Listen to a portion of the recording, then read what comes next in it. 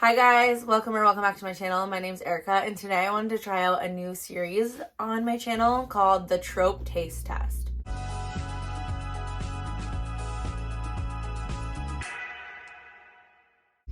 So this is going to be a vlog where I try out 3 books that are all in the same trope to see if I like that trope and to see what I like about that trope, what I don't like about that trope.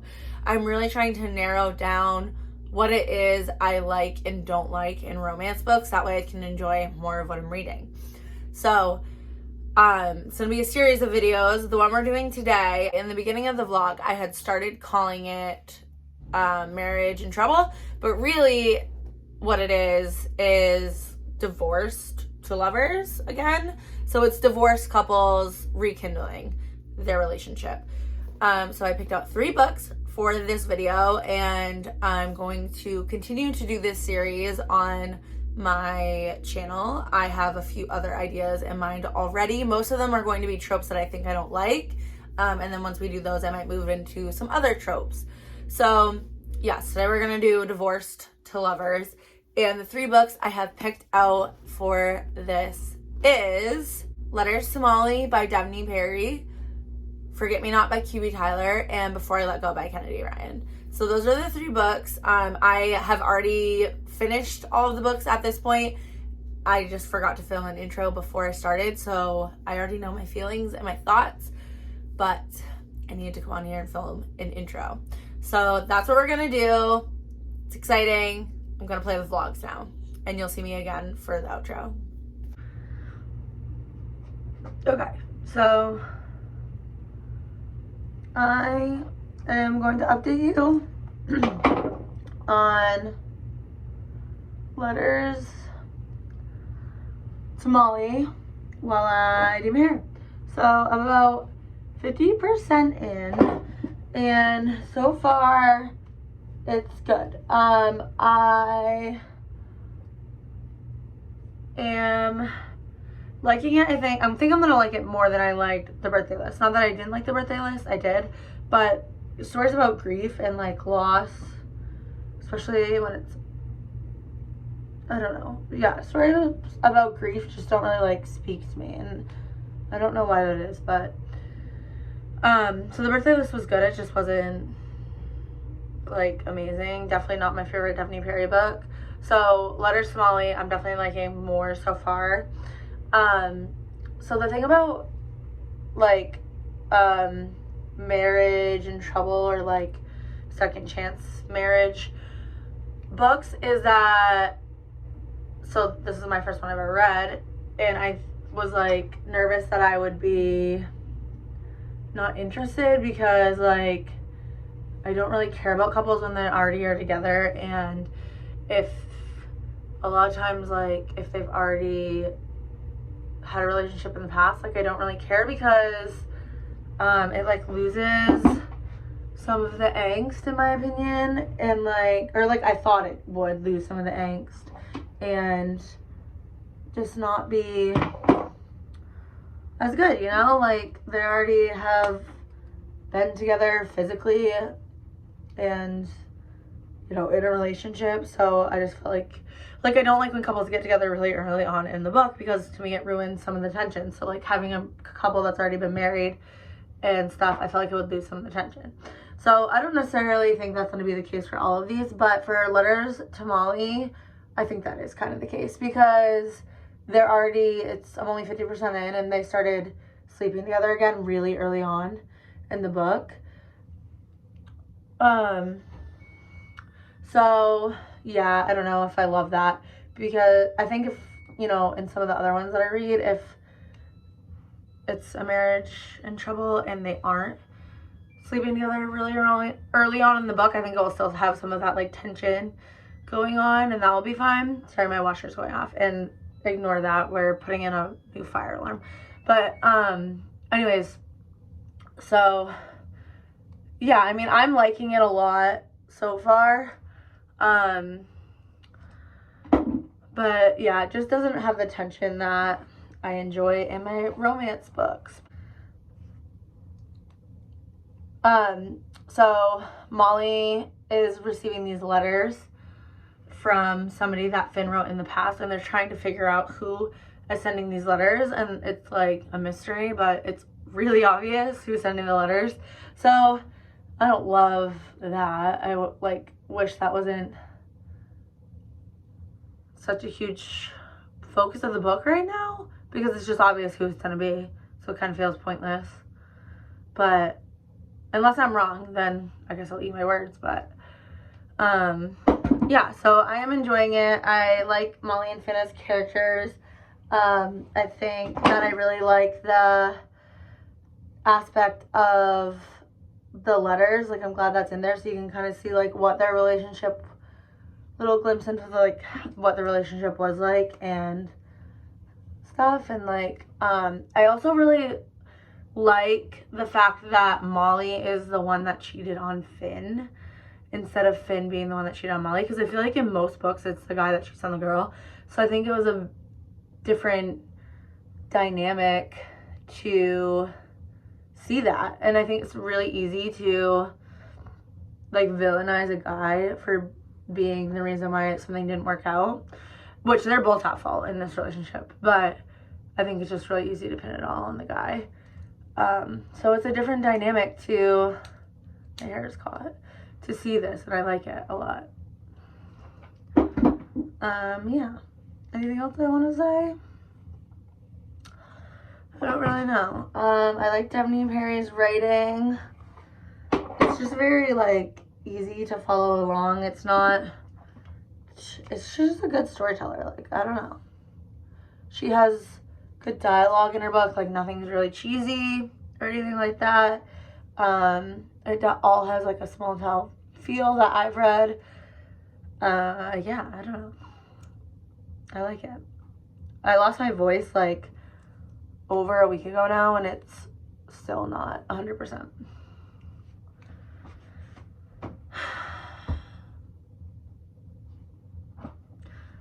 I'm listening to the audiobook of this, and I listened to the audiobook of The Birthday List on Scribd, and I love Scribd.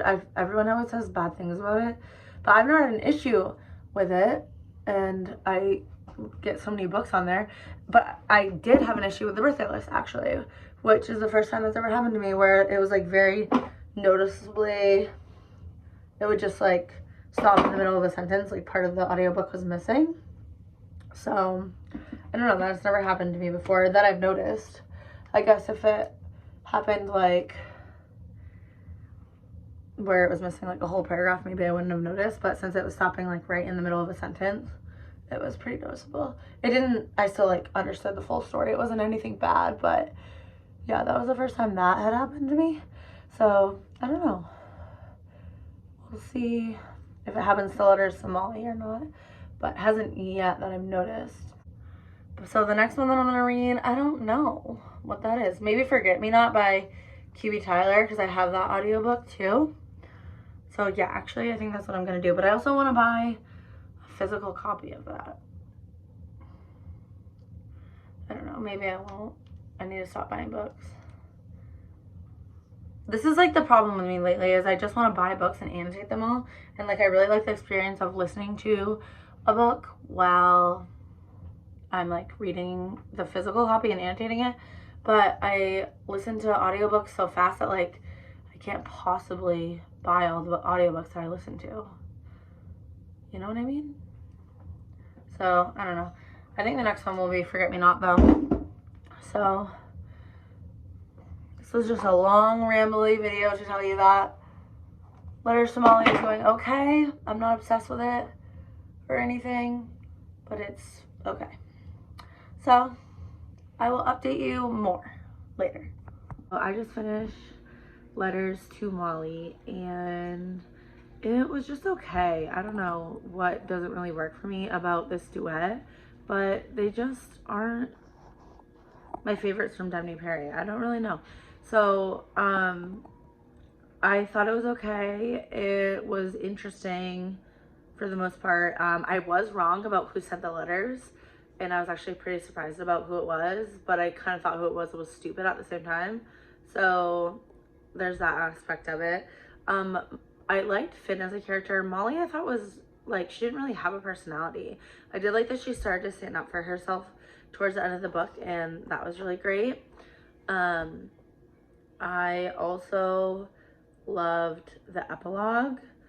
But overall the story was just kind of mediocre. It wasn't anything that I was obsessed with, and yeah, so I mean, we're not off to a strong start, so I'm still not sure if Marriage in Trouble is the trope for me, but we have more books to read and more to go through. I'm happy I finally got to this book because it had been one I wanted to get to for a while.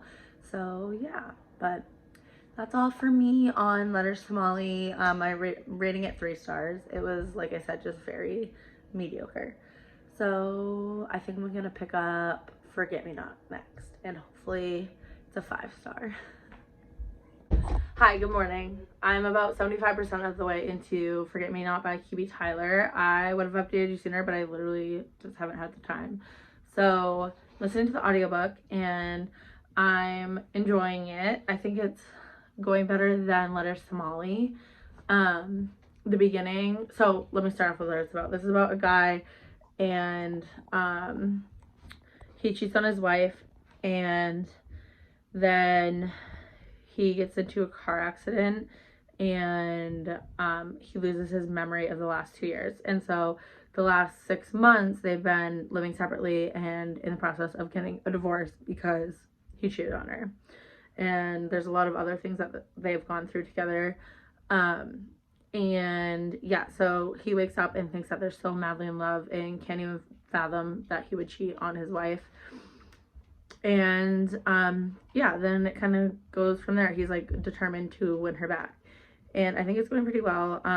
It's definitely not going to be a 5-star though. I think it's more like a 4-star at this point.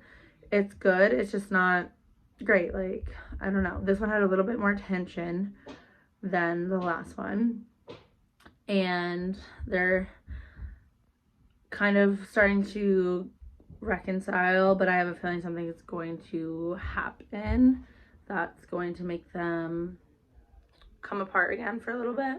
But the beginning starts off really, really strong. It's like really interesting right from the jump because of the accident and him losing his memory and stuff. So the beginning is really, really strong. It's the second half that I feel like has kind of made me lose interest a little bit. So yeah, but it's still definitely an enjoyable read. I'm entertained. I'm excited to find out what happens next. And yeah, so I'm gonna finish it today, and I will update you guys then. All right, bye. So I finished Forget Me Not by QB Tyler, and I'm giving it 2 stars. I really didn't love it. So the main reasons why I didn't love it is because, well, the number one thing is he cheats on her and wants her back so badly, but then lies to her for like half of the book, and I just really then had no sympathy for him and could see how he would cheat, like could see him cheating on her again, because he's like clearly doesn't even think twice about lying to her. It's such a bad cold right now, and I've been sick for like 2 months on and off, and I'm just over it.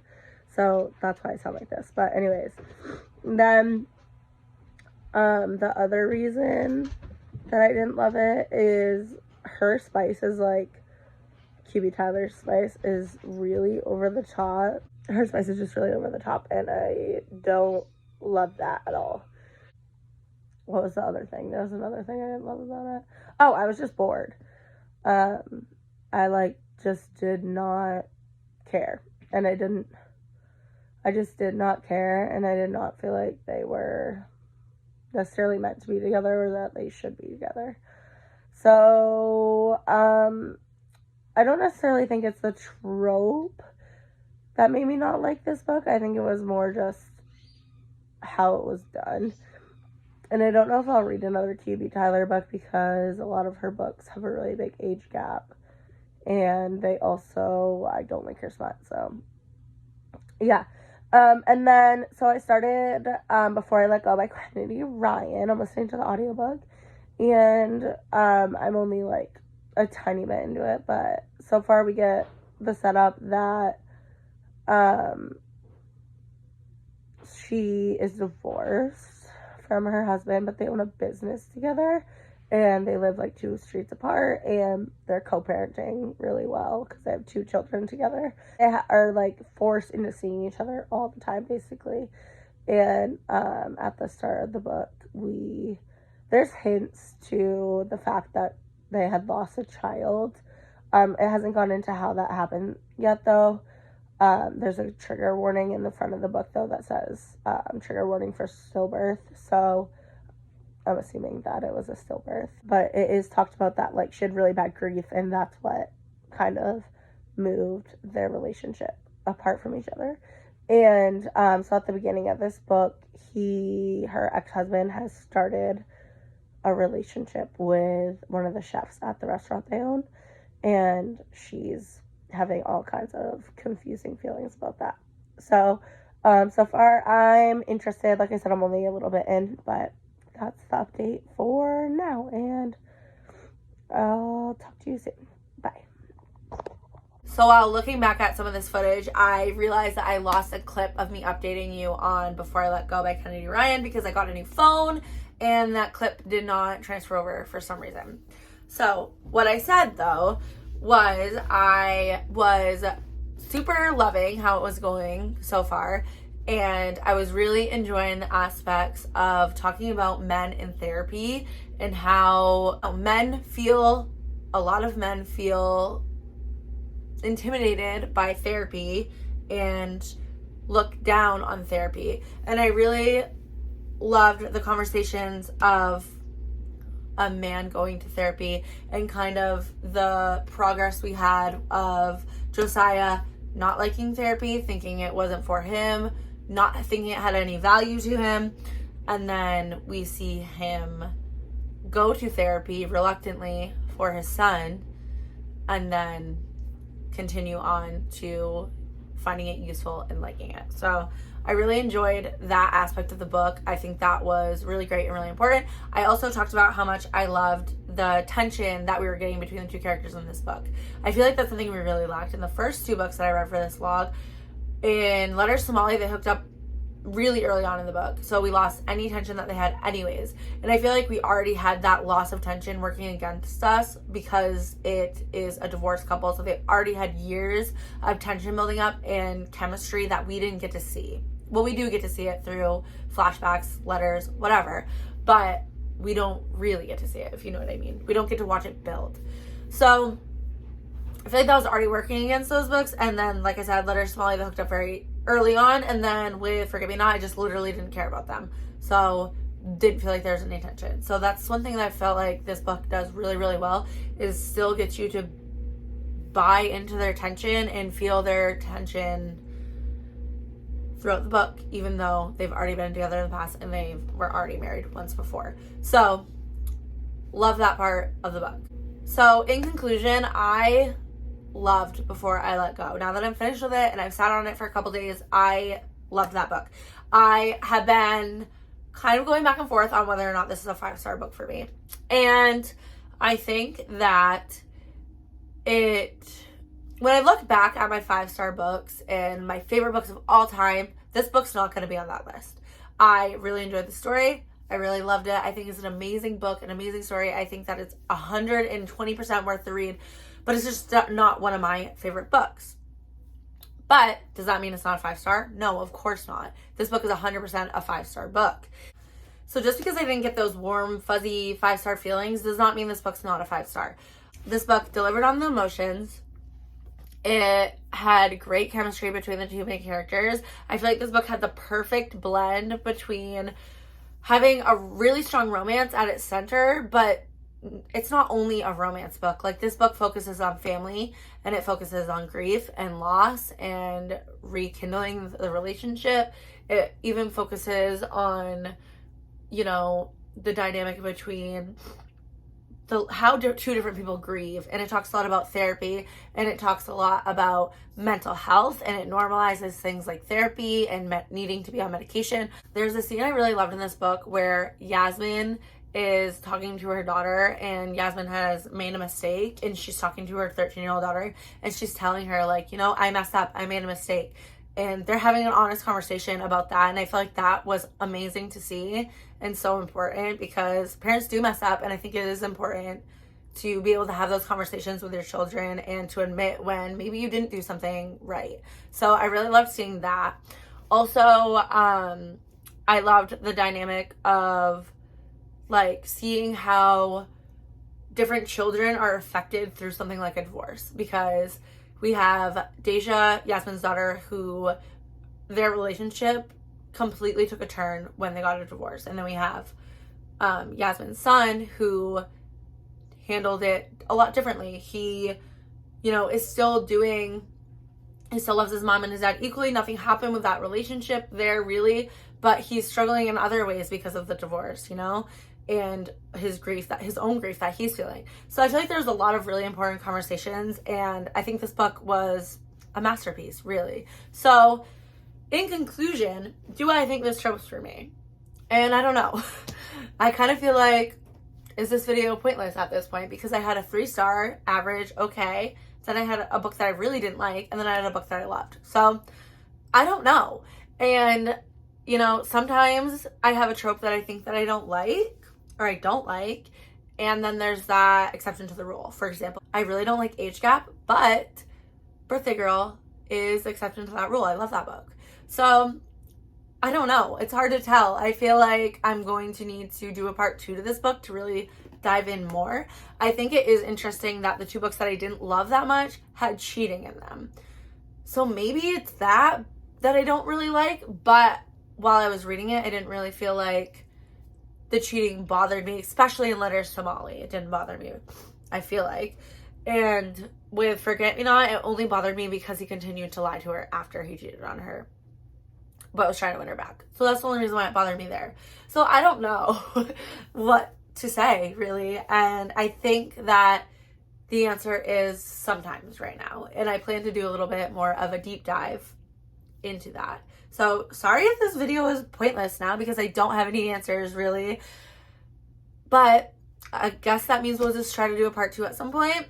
So yeah, Letters to Molly was a 3-star. I thought it was okay. Forget Me Not, 2 stars, really didn't like. Before I Let Go, 5 stars, loved. So those are my answers for that right now. I think the next one I want to do in this series is either Friends to Lover or Love Triangle. So you'll see more of this, I think, and I will talk to you soon. I hope you enjoyed this video, and see you later.